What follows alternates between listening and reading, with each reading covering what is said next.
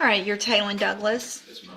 And Mr. Douglas was previously in court, entered a plea of guilty to the third-degree felony offense of obstruction or retaliation. I've received the pre-sentence report. Has everyone had an opportunity to review that report? We have none. Any additions or corrections? No, Your Honor. Only that court is inclined to follow judges, certainly concur with my answer. In addition, I have received, and you guys should have been given copies of jail incident reports. Have you all reviewed those as well? We have none. I'm not, but I take your word for it. Okay.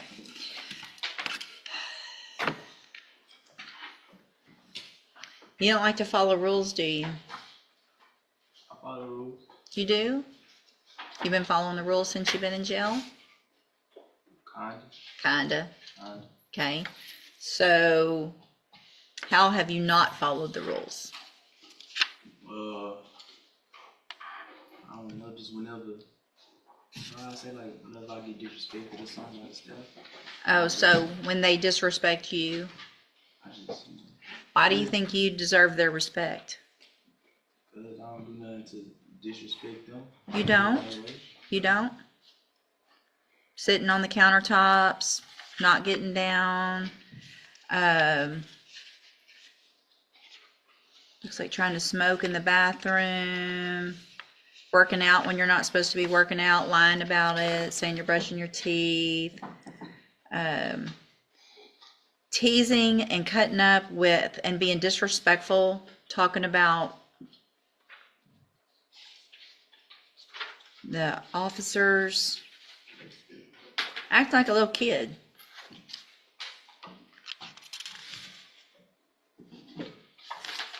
Taking food when you're not supposed to.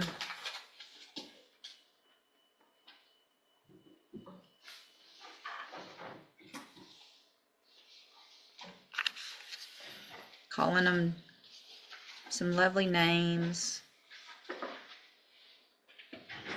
B word. Tell them they're white and ugly. That's what they said I said? Mm-hmm. I don't know. I don't remember. You don't remember saying that? So here's the thing, Mr. How old are you? 19. 19. So you're now on a felony, or about to be, if I follow the agreement, which I don't have to do. You're about to be on a felony probation where you have to follow rules whether you like them or not because you've committed a felony offense. So you don't get to make all the decisions for yourself anymore, right? Yes, Other 19-year-olds who don't do this, they get to go to bed when they want, wake up when they want, eat what they want, work out when they want. You don't get to do those things anymore because you committed a felony offense. And if you continue to act like you've been acting and not follow the rules, however insignificant you think those rules are, you're going to end up right back in here and you're going to end up going to prison for up to 10 years. Do you understand? So your life, you have to make some mature decisions as a young person who's probably not ready to make those decisions. It's going to be a conscious effort and a decision on your part to either do it or not do it, right? Yes, ma'am. What's going to happen if I follow this is you're going to go to ISF. ISF is a 90-day program that's intended to help you make better decisions. But let me tell you what can happen. Between now and the time that you go to ISF, you're going to be in jail. If I get an incident report, it's a violation of your probation. You could get revoked off your probation before you ever go to ISF. Do you understand? Yes, ma'am. And it's happened. Ask them out there. I'm tired of you young people acting like you're acting in our jail.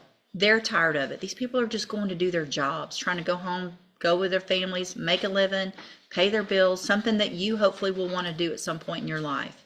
Instead, they got to go to jail and deal with this. The crap from you kids. But now you're an adult for these purposes.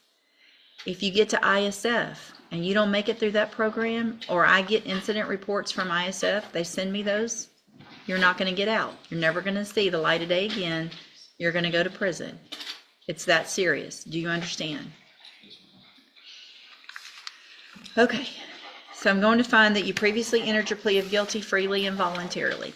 Find sufficient evidence to find you guilty. However, I'm going to follow the agreement that you made with the district attorney and defer all proceedings and place you on probation for 3 years. You're ordered to pay the $500 fine, and you're ordered to follow all of the rules and conditions of probation, including entering and successfully completing the cognitive track of the ISF program. Again, if you do everything you're supposed to, this is a great opportunity today. I don't want it to all be negative, because you have some very positive things. You don't have a felony conviction on your record. If you're a convicted felon, it changes your life in so many negative ways. You're not going to get certain jobs. If you want to go to trade schools or school or anything like that, or college, you're not going to be able to do certain things, live certain places, all of that. So you still have that opportunity. And if you get everything together and you follow the rules, at the end of your probation period, the case is dismissed. You will never have a felony conviction. This is the chance of your lifetime to change it and live like the rest of us live, okay? The other side, though, is if you violate any condition of probation, you'll be brought back into court. You'll be found guilty, so you would be a convicted felon, and then the punishment can be anywhere in that range from 2 years up to 10 years in prison. You understand? All right, I'm handing you the trial court certification that shows this was an agreement that I followed, and so you've waived your right to appeal. Again, I know there's other people out there. There's other young people that are acting up. It's going to be up to you to say, I'm not doing it. I don't want to go to prison. All right?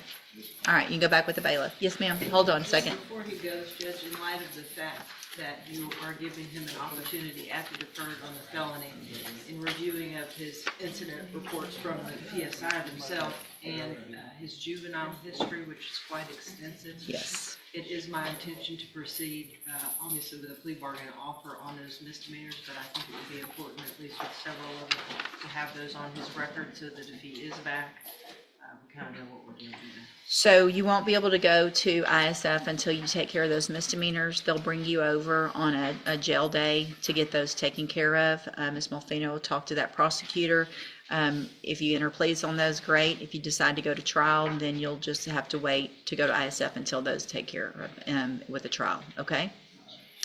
Also, I do want to make sure a condition of your probation is that you are not allowed to be in the possession of a firearm of any type. That means in a vehicle with anybody with a firearm. That means at a house where there are firearms. You are not allowed to be anywhere where there's firearms. If you're living somewhere where there's firearms, you either cannot live there, or they have to have those out of the house or locked where you cannot have access to them. Do you understand? Okay, you go back with the bailiff now. Okay, so They're not new cases in this court, no, but he picked up some new cases. okay, so we already went through. All right, are you Roderick Randall? Yes, ma'am. And so did I just reset it, or did I? Hi. What? So in August, Your Honor, he pled true, and I think at that time we were looking at ISF as our agreement. It was reset for an updated report. Then we discovered he had two new misdemeanors that occurred in August. And Right. so I filed a first amended motion October 22nd. Okay, So but we need to go through We need to that. enter pleas to that, and then we have an agreement if the court's okay with it. Okay.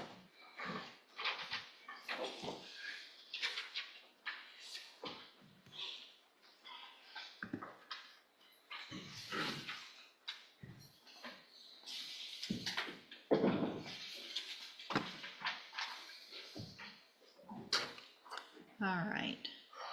Will he waive the formal reading of the motion? He will, Your Honor. Mr. Randall, in clause number 24, DCCR 0543, I have a first amended motion to revoke your unadjudicated probation.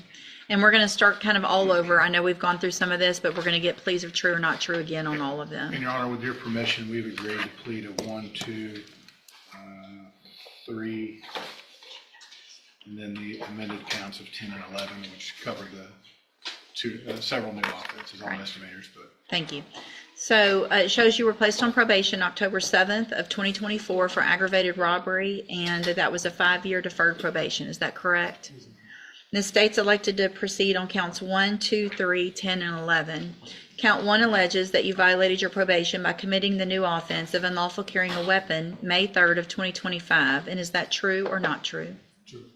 Count 2 alleges that you committed the new offense of evading arrest or detention May 3rd of 2025. And is that true or not true? True. Count 3 alleges that you possessed a drug, marijuana, May 3rd of 2025. And is that true or not true? True.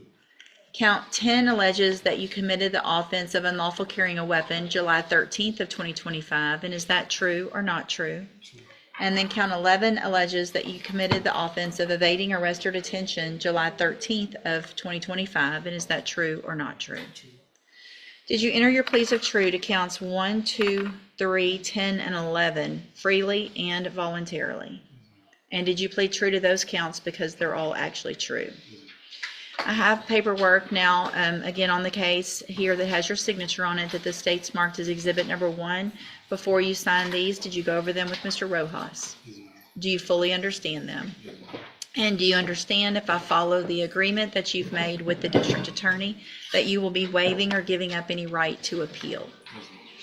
State tenders number 1. No objection. It's admitted. Any evidence that Mr. Randall's not competent? No, Your Honor. All right, sir, I'm going to find that you entered your pleas of true to counts 1, 2, 3, 10, and 11 freely and voluntarily. Find those counts true.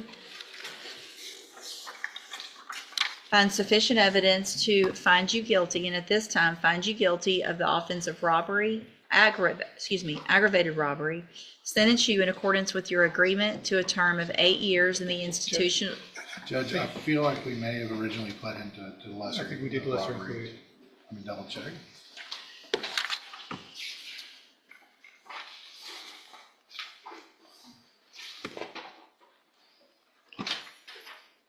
And it may be because he's one of several co-defendants in that case, and I know at least one of them was pled to the lesser. I asked that we did plead him to a lesser included robbery back in August of 24. That's correct, Judge. I'm looking at the PSI. Let me double check with the paperwork, though. Hold on just a second. Can you pull up the original? Well, never mind. It'll probably be in here. Never mind. Hold on. It was pled down to judge robbery. Okay. Does the state want to? Yes, Your Honor, I'd ask that I be allowed to amend the motion to take out aggravated, reflect the original. Any objection to that? No objection. So I'm going to go back, and just to make sure the record's clear, what you're on probation for is the lesser included offense of the second degree felony offense of robbery. So it's not aggravated, it's the second degree felony. And I'm going to make that modification amendment here on the motion with, let's see.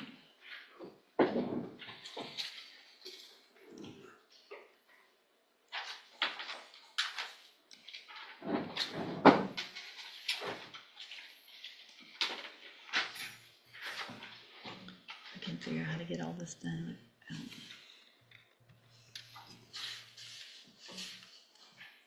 Okay, so that being said, I'm going to find you guilty based on the pleas of true to counts 1, 2, 3, 10, and 11. Find you guilty of the offense of robbery. Sentence you in accordance with your agreement to a term of 8 years in the institutional division of the Texas Department of Corrections. You will receive credit on that sentence for any time that you've been in custody that the law gives you the right to receive.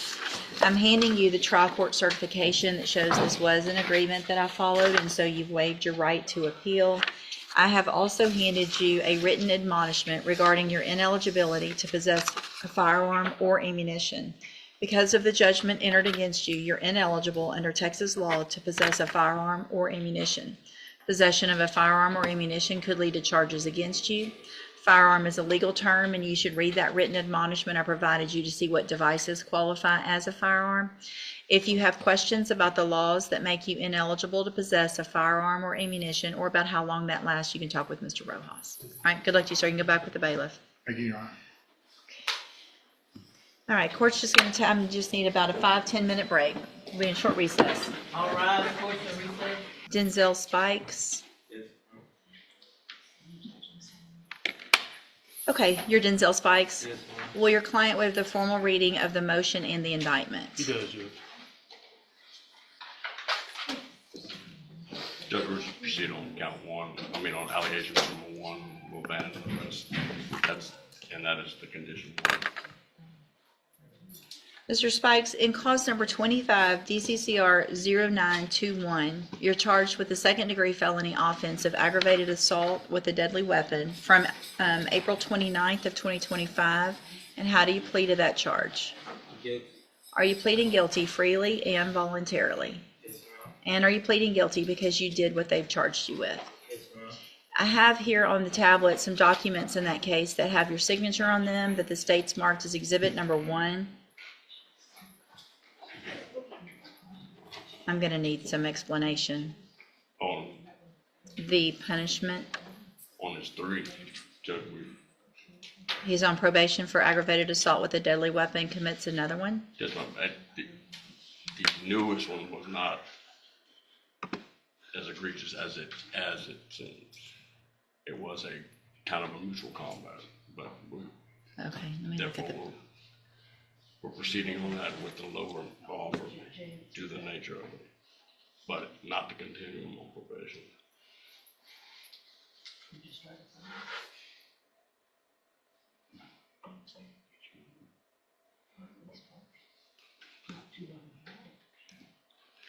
okay, give me a second.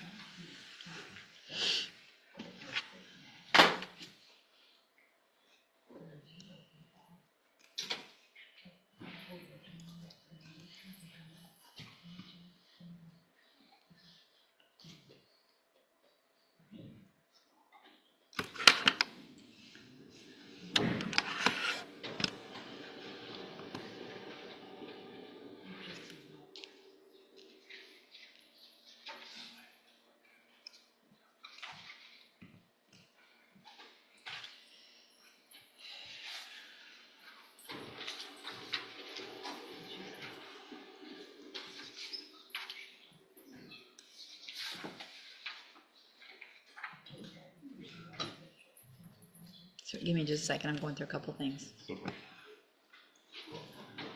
Okay. All right, so I have, again, some paperwork here that has your signature on it. Did you go over that with Mr. Lewis? Yes, ma'am. Do you fully understand it? Yes, ma'am. And do you understand, if I follow the agreement that you've reached with the district attorney, that you'll be waiving or giving up any right to appeal? Yes, ma'am. Do you also understand, if you're not a U.S. citizen, that a plea of guilty or no contest may result in your deportation, exclusion from admission to the country, or denial of naturalization under federal law? Yes, ma'am. Okay, one more thing before I do this. Let's see, 24.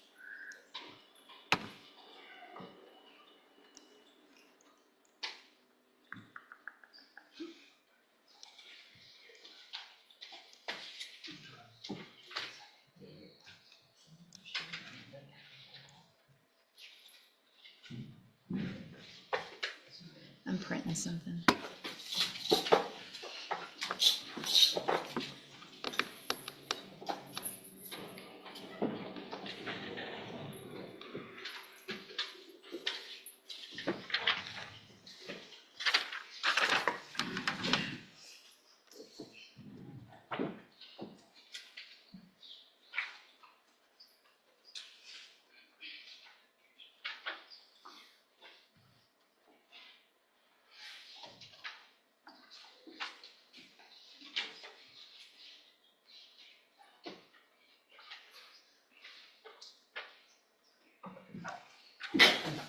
Bless you. I'm just looking now at the PC from the original case.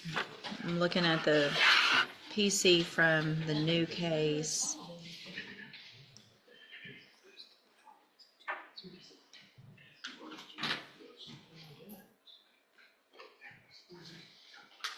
Let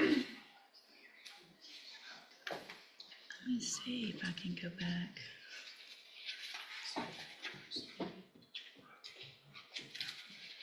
I'm also going to take a look real quick at the PSI. I'm just not feeling real comfortable with that low. I understand in the new case, potentially some issues if there was some mutual combat, but the underlying offense and the fact that we're resorting to the same thing and grabbing things and beating people with them is concerning.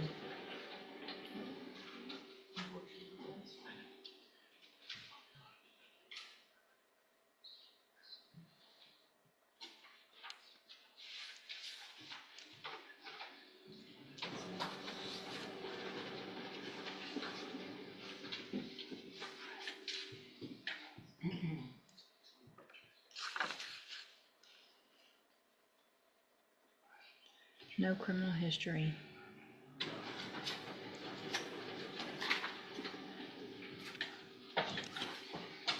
All right, state tenders number 1 in 25 DCCR 0921. No objection, Judge. It's admitted. Any evidence Mr. Spikes is not competent. No objection. All right, sir. In cause number 25 DCCR 0921, I'm going to find that you entered your plea of guilty freely and voluntarily.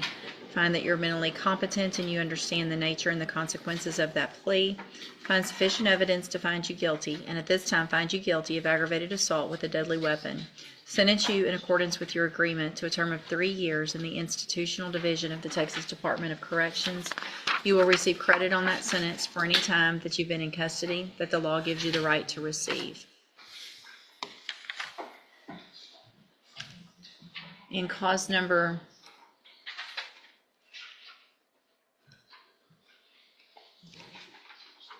24 DCCR 1642, I have a motion to revoke your unadjudicated probation. Shows that you were placed on probation December 18th of 2024 for the second-degree felony offense of aggravated assault with a deadly weapon, and that was a 10-year deferred probation. Is that correct? Yes, ma'am. It alleges, the state's elected to proceed on count 1 only. It alleges that you committed the new offense of aggravated assault that we just, with a deadly weapon, the one that we just went through, April 29th of 2025. And is that true or not true? True. Did you enter your plea of true to count 1 freely and voluntarily? And did you plead true to that count because it's actually true? I have here on the tablet also some paperwork in that case that has your signature on it. Before you signed it, did you go over it with Mr. Lewis? Yes, ma'am. Do you fully understand it? Yes, ma'am. And do you understand, again, if I follow the agreement that you've made with the district attorney, that you'll be waiving or giving up any right to appeal? State tenders number 1. No objection, Judge. It's admitted. Mr. Spikes, I'm going to find that you entered your plea of true to count 1 freely and voluntarily. Find that count true. Find sufficient evidence to find you guilty, and at this time find you guilty of aggravated assault with a deadly weapon. Sentence you in accordance with your agreement to a term of 3 years in the Institutional Division of the Texas Department of Corrections. You will receive credit on that sentence for any time that you've been in custody that the law gives you the right to receive. I am making an affirmative finding of a deadly weapon in each of these cases.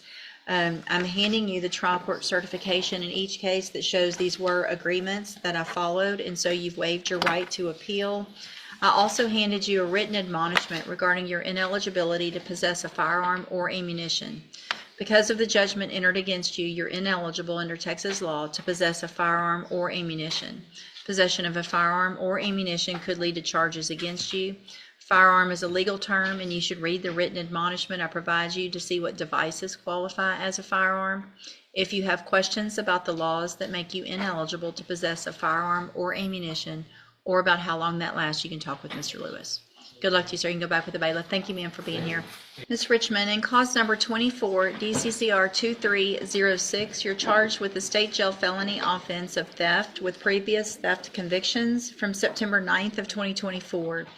The indictment alleges you were previously convicted of theft June 21st of 2019. And then after that was final, you were convicted of theft in 2 cases on the same date, March 21st of 2024 in Bell County, and then again April 10th of 2024 in McLennan County, Texas, and May 31st of 2024 in Collin County, Texas. And how do you plead to that charge? Guilty. Are you pleading guilty freely and voluntarily? Yes, ma'am. And are you pleading guilty because you did what they've charged you with? Yes, ma'am. And are those prior convictions true? Yes, ma'am. What are the outcome of those last few, 2024 cases? Judge, I've got the one with 2023, which in Hayes County. Is that the one? I believe that. Is that I don't even have a 2023 Hayes County in here. I've got a I've got 2 in Bell County, 1 in McLennan, and 1 in Collin. Collin, we got 200 days in county jail, Okay. and let me pull the Bell County up. Bell County was 9 months. What about McLennan County? I believe Okay. most of these were punished as a misdemeanor, 1244, yeah. Well, you've got one. The Bell County's out of a district court. Yes, ma'am. And the Collin County is out of the district court, which they could have pled them down, but those are both. This is a state jail. The Bell County was the one in 2024. It's 9 months state jail. And the Collin County one, like you said. I know.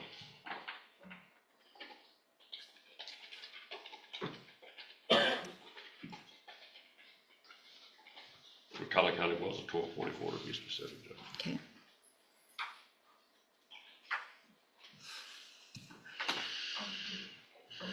Let me look at something. I don't think I like it.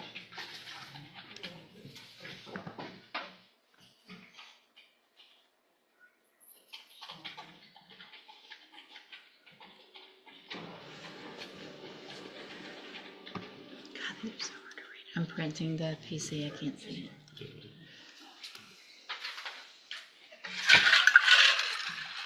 Okay,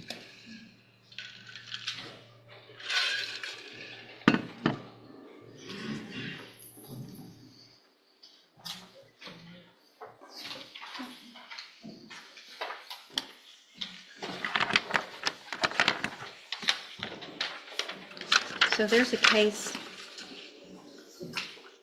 from 2017 here out of this court for a 2-year term in prison. What was that for? No, I had 2 years probation, and then when I went to jail, I had got some jail time with a 1224 I don't know how much it was. So what I'm looking at here, which is even more than what's included on that indictment, shows a 2017 conviction for theft here in Jefferson County, a 2023 in Collin County, a 2023 later that year in San Marcos, Hayes County. I was Hayes in jail County. that whole time. I don't care if you're in jail. I care that you're continuing to steal, and that I'm not sure that this deal that you've made is sufficient for what I think, for what you've been doing. So we're not talking about a long time ago. We're talking about the last 2 years. So going from literally from county to county to county. So we've got Collin County, Hayes County. Then we're into 2024 where there's 3 convictions, one in McLennan County, one in Belton County, one in Kaufman County. And we're back here with an offense date. So the offense date here was 9/9, which is actually of 24. Yes, ma'am. Okay. So at least that one was before the Kaufman County. So you went from here and then you traveled to Kaufman County within 3 days, got another case there. Or at least you had it before and that was the conviction date.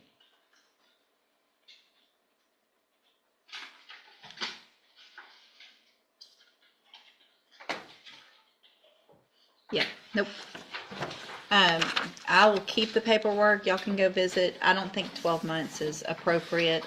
Somewhere there's got to be a little more than that, in my opinion. Otherwise, obviously, jail time has not been sufficient to deter Miss Richmond from going county to county and stealing places. So y'all take another look at it. I won't delete it. So if y'all come up with something, I can make that adjustment. If not, if you need some time, I'll reset it and then y'all can talk. Yes, ma'am. All right, you're Andre Williams III, and this, the second, I'm sorry, the second. This is cause number 24 DCCR 1539. Mr. Williams charged with tampering or fabricating with physical evidence. And cause number 24 DCCR 2286 charged with murder. We're here on an announcement. Mr. Vasquez has also filed a request for me to attach some records, some Social Security records. Yeah, sure.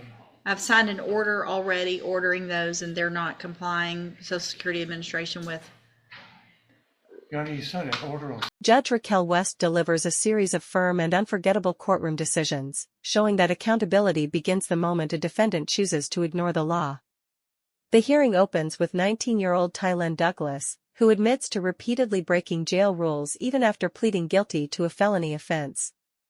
Rather than immediately sending him to prison, the judge offers a final opportunity through deferred probation and the ISF rehabilitation program, while making it clear that even a single violation could result in a prison sentence of up to 10 years. The courtroom then shifts to several other defendants whose repeated criminal behavior leaves little room for second chances, including probation violations, robbery, aggravated assault with a deadly weapon, and chronic theft offenses.